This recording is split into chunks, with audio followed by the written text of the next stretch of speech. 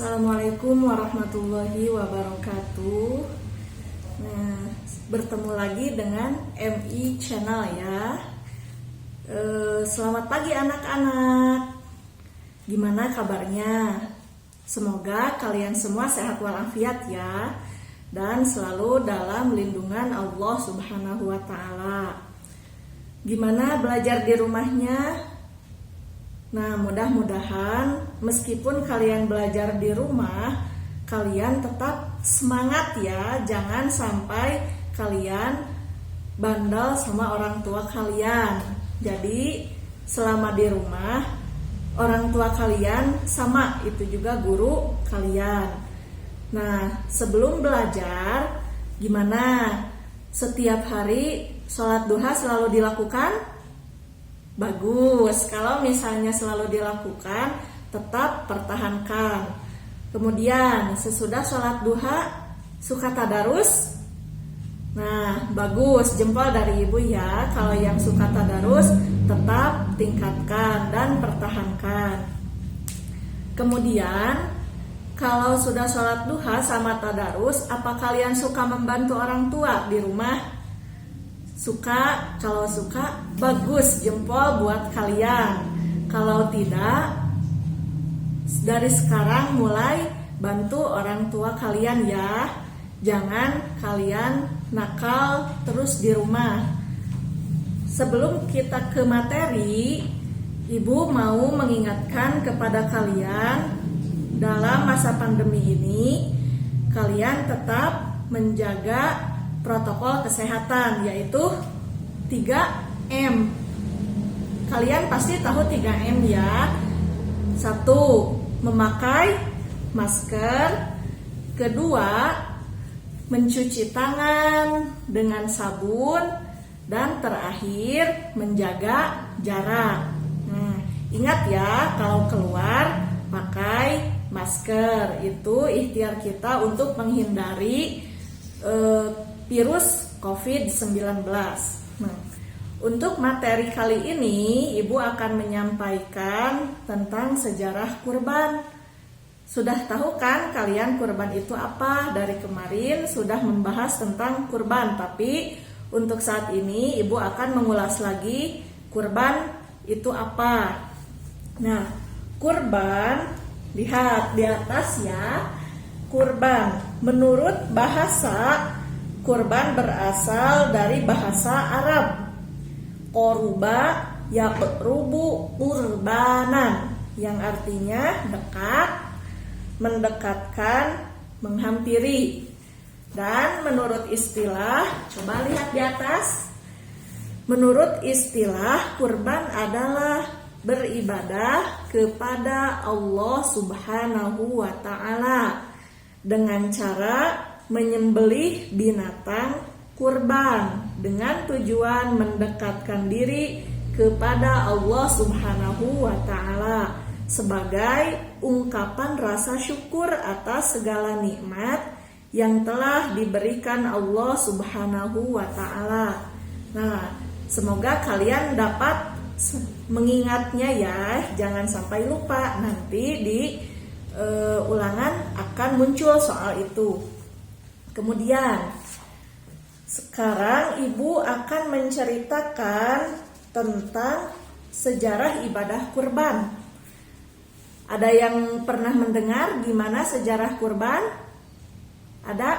Nah, bagus. Kalau ada, coba simak lagi ya. Kalau yang belum, nah harus menyimak semaksimal mungkin. Coba dengarkan ya. Pertama, sejarah ibadah kurban.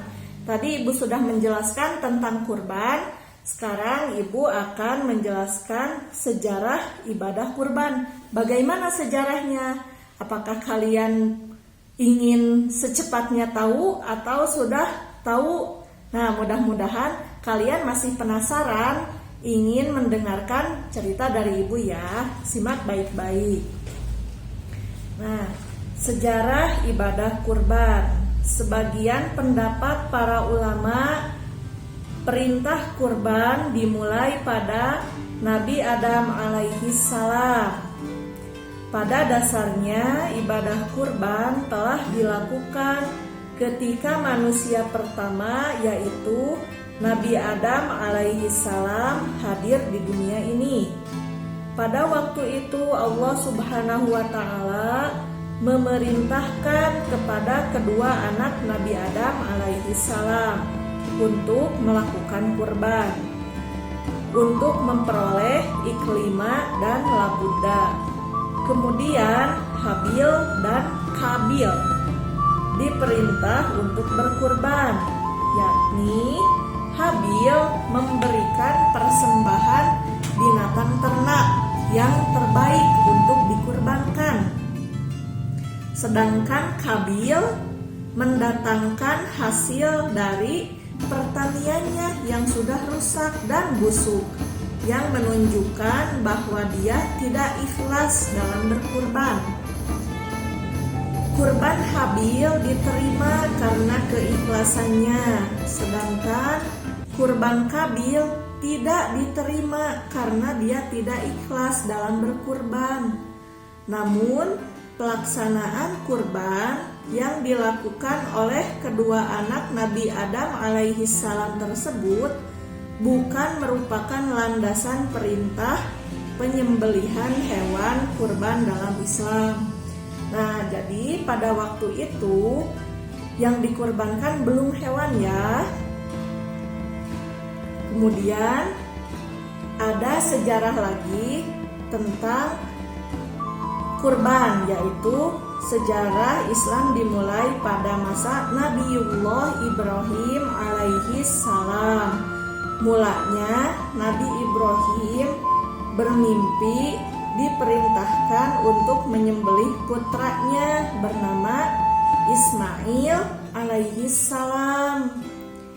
Pada mimpi pertama, Nabi Ibrahim alaihi salam tidak percaya bahwa itu mimpi dari Allah, tetapi itu bisikan setan, bukan perintah dari Allah. Namun Nabi Ibrahim alaihi salam yakin kalau mimpinya merupakan wahyu Allah dalam mimpi yang ketiga.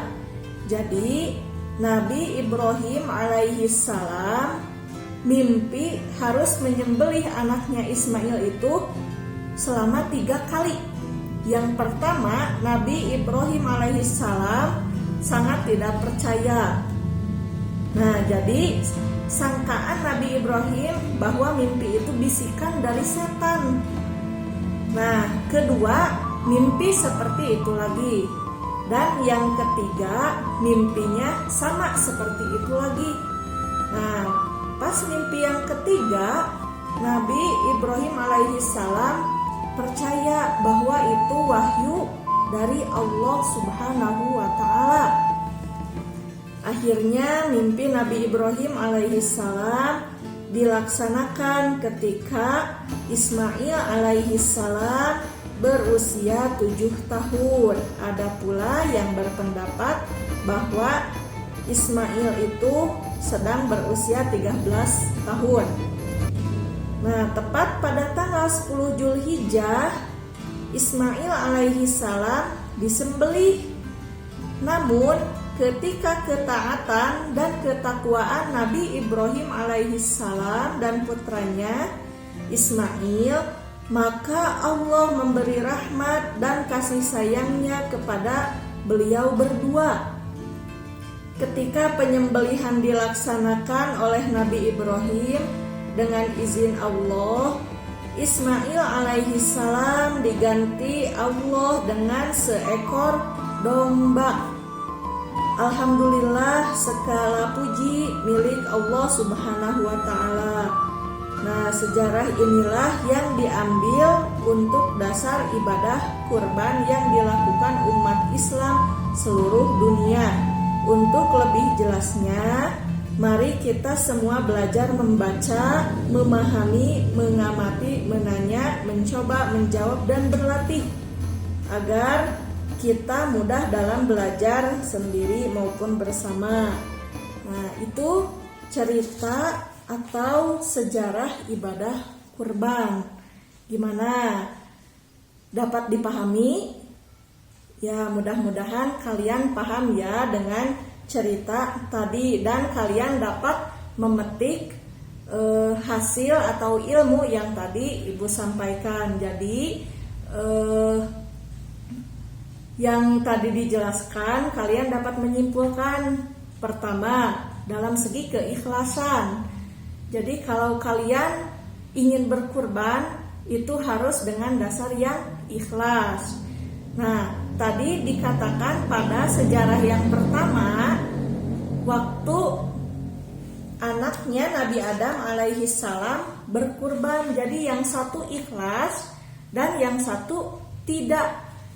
Sedangkan yang satu memberikan yang terbaik untuk kurban, tapi yang satu memberikan yang sudah rusak dan busuk. Jadi dari situlah Allah menilai mana yang ikhlas dan mana yang tidak. Kemudian kalian bisa menyimpulkan ya, untuk kedepannya ibadah kurban itu bukan hanya menyembelih pada waktu yang bebas, tetapi pada waktu yang sudah ditentukan. Jadi bukan di hari-hari yang seperti biasa. Tetapi ingat tadi tanggal berapa? Ya bagus, tanggal 10 Zulhijjah. Kemudian dasar atau dalil ibadah kurban. Dalam firman Allah Subhanahu wa taala dalam surah Al-Kautsar ayat 2, yaitu Bismillahirrahmanirrahim.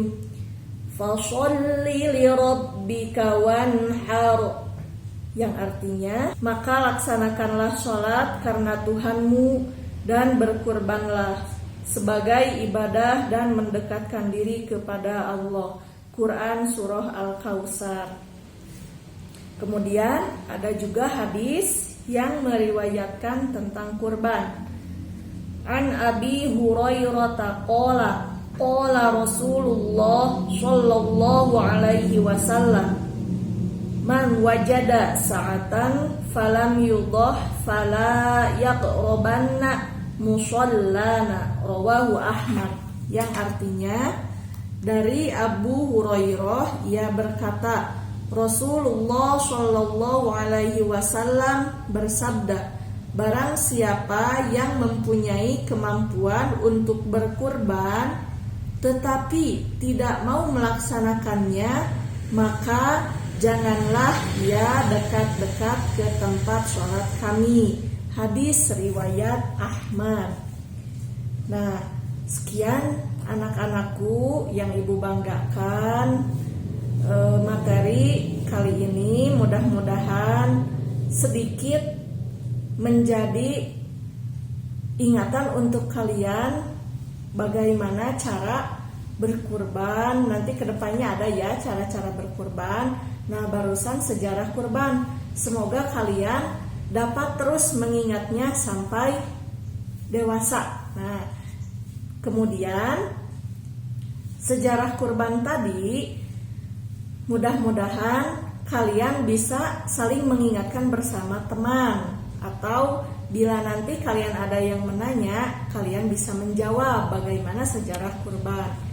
Nah, segitu ya dari Ibu. Mudah-mudahan kalian mendapatkan ilmu yang bermanfaat dan menjadi anak yang solehah, patuh kepada orang tua. Terima kasih. Wassalamualaikum warahmatullahi wabarakatuh.